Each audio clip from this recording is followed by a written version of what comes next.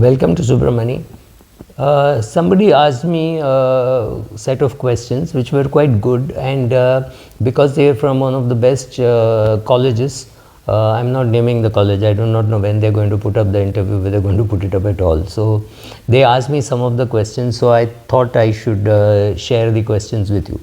So what are your investing principles? What do you do? And what is the advice you have for others?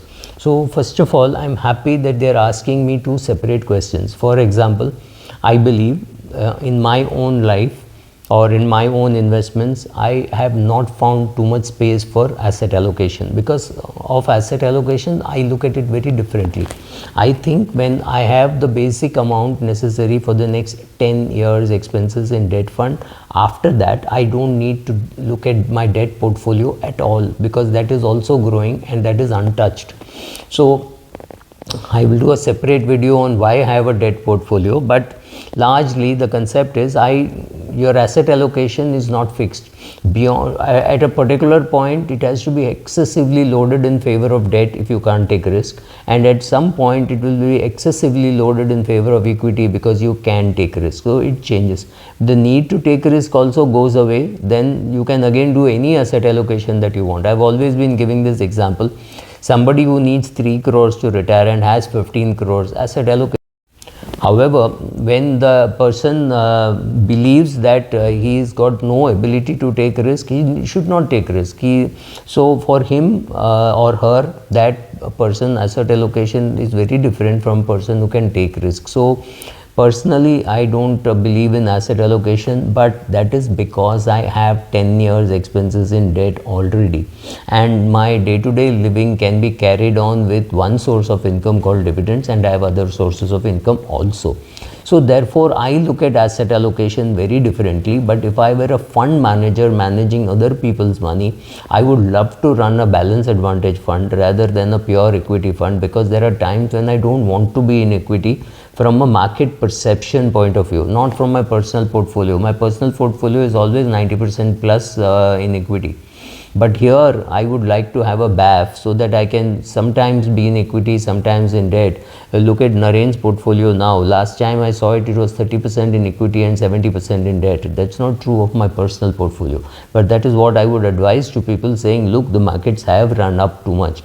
7 straight years of positive return, 7 straight calendar years of positive return in the Nifty can lead to a very big downfall in it. But again, the FIIs can come and make it a 8th year of great positive return in Nifty, right? So it can happen. So be aware of those things. So to me, personally, in my portfolio, there is not much space for asset allocation. There is not too much scope for diversification also. But having said this about diversification, I now have funds which invest in foreign countries, in sectors which I didn't even think I would invest, right? So for example, if you want to invest in startups, you have no choice but to invest in companies which invest in Israel, in Taiwan, in parts of Asia and in US, right? You need a fund which will look at that. I cannot ever do it on my own, so that money has to go into a mutual fund. So some of these things I have done. But I am very clear that when I am handling client money, if at all, which I am not, but if I am handling client money as a fund manager, not as a YouTuber or giving advice on which fund to invest, that's different.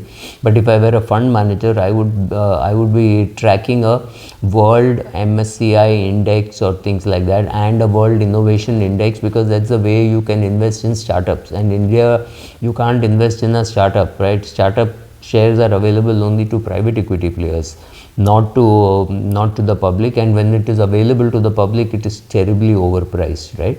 It is always an OFS and terribly overpriced. So for me, I need growth.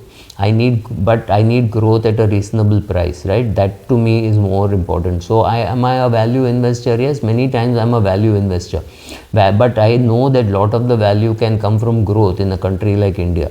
But if I were looking at companies, investing in companies in say US, I may look for saying, is this industry going to even live, right? So then I would be worried about some of those things. How much will a luxury car really be able to sell? How much will arms and ammunition sell if the whole world gets smarter? Right, so some of these questions I might ask, but yeah, largely this has been my investment philosophy. Growth at reasonable price, value investing, all these things are important, but largely a bottom up investor, so the quality of management is extremely important for me. So largely this is what I do, and why my portfolio is different from what advice that I could give you if I were doing actual fund management, if I were a fund manager, not a fund advisor.